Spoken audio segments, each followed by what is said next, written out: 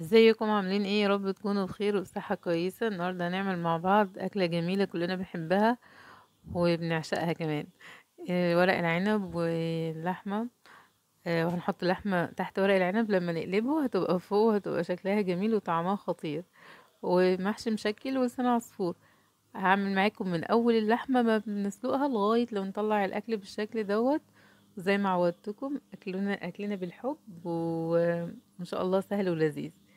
هنجيب لحمة من الجزار وتكون على حسب ما كل واحد بيحب، يعني يقطع اللحمة اللي هو بيحبها. إيه، انا بغسلش اللحمة بصراحة، بس هي بتجيلي لحمة نظيفة يعني. وهحضر بصلتين وحبة ملح وحبة فلفل اسود وحبهان. هدعكم في بعض كويس. اول حاجة طبعا المية هنا عندي كانت بتغلي، هي مش باينة قوي بس هي كانت بتغلي. سقطت فيها اللحمة وهي بتغلي المية. وزي ما شفتوا اللحمة ما شاء الله كانت نظيفة وجميلة. هستنى عليها مثلا دقيقتين تلاتة كده، مجرد ما هي اتحطت بس هلاقي ان هي بتطلع الريم ده. الريم دوت بنشيله. دي طبعا الطريقة المعتادة خالص للحمة علشان نعمل شوربة وكده. انما لو اللحمة مثلا عندنا مجمدة، احنا ممكن نحطها الاول هي في الحلة ونشوحها كويس، وبعدين نحط عليها المية برضو تكون مغلية. او عادي يعني احنا ممكن نعملها كده. اما بنشيل الريم خالص، بنحط بقى البصل اللي احنا دعكناه بملح وفلفل اسود جوه الحلة، علشان تعمل لنا طعم حلو للشوربة. وهنحضر الحلة اللي هنعمل فيها الخلطة بتاعة المحشي. هنحط فيها حبة زيت حلوين، وننزل ببصلتين كده كبار حلوين ما شاء الله.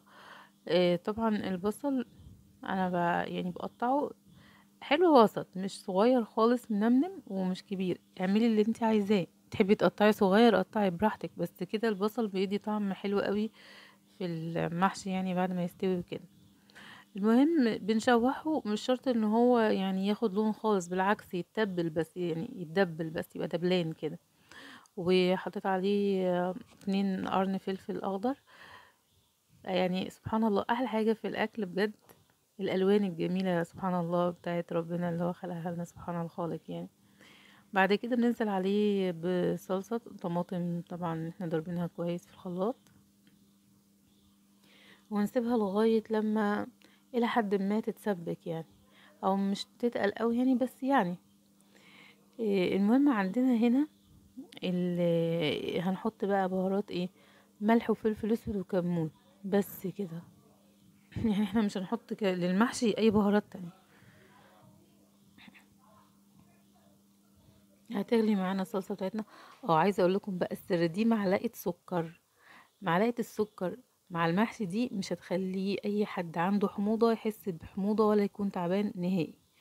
إيه، هيبقى عندنا هنا الخضار المشكل، الخضرة، ورق العنب، الصلصة بتاعتنا، الرز المغسول. هنحطهم كلهم على بعض. قطعنا الخضرة هنحطها على الصلصة، وهنحط عليها الرز. وهنحط وندوق برضو لو فيها محتاجين تاني سكة ملح او فلفل او كده هنكمل يعني. بس هنحط الخضرة بتاعتنا كلها ونقلب كويس.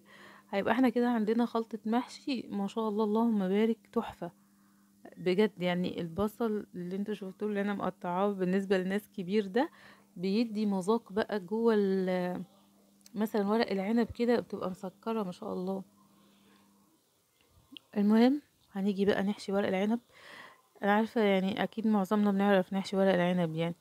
بس ده ورق العنب اللي هو ما كانش البلدي اللي هو بيتباع عند الخضري طبعا عشان دلوقتي خلص.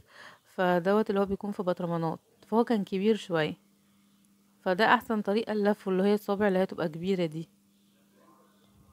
انا ما عنديش اي مشكلة ان انا كل حاجة اعملها كبيرة.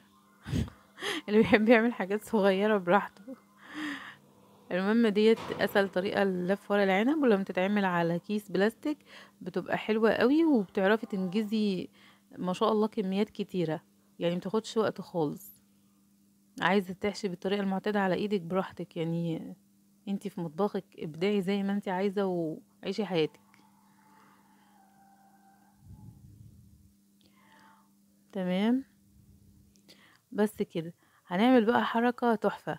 هنجيب بصلتين وقطيتين ونقطعهم اللي هي شرايح كده اللي هي بتبقى مدورة، ونحط تحت خالص على قعر الحلة، وبعدين نرص فوق منها ايه اللحمة بتاعتنا اللي هي مسلوقة اصلا ومسلوقة كويس كمان، بالذات للناس اللي هي بتحب اللحمة تكون واخدة سوا كويس. اللي عايزة تبقى نص سوا بقى تظبط هي السوا بتاعها. بصوا ما شاء الله الشوربة بقت جميلة ازاي. ورق العنب بتنجان والكوسة طبعا، عارفة اكيد انتوا كل الناس بتعرف تحشيهم يعني. مش بحشيهم قوي واطلع الرز للاخر قوي بحيث ان هو بيطلع سيكة لفوق، بس عادي يعني خدوا راحتكم. شايفين ما شاء الله مفيش رزاية بره زي الكوسة ولا البتنجان ولا كده. ماما ربنا يا رب يديها الصحة والعافية هي معلماني كده. مش هنعمل الشوربة تبقى عالية فوق الحاجة يعني، مش هتغطي المحشي قصدي. والورق العنب برضو يعني السطر الاخراني مش هيكون الشوربة متطلعش عنه، بحيث ايه بقى، ان المحشي ما يبقاش بيلز الرز من جوه يكون مفلفل. ماشي. بس شكلهم جميل ما شاء الله، هم نيين لسه قبل ما يستووا. آه منظرهم اللهم بارك. يستووا، غمضوا عينيكم.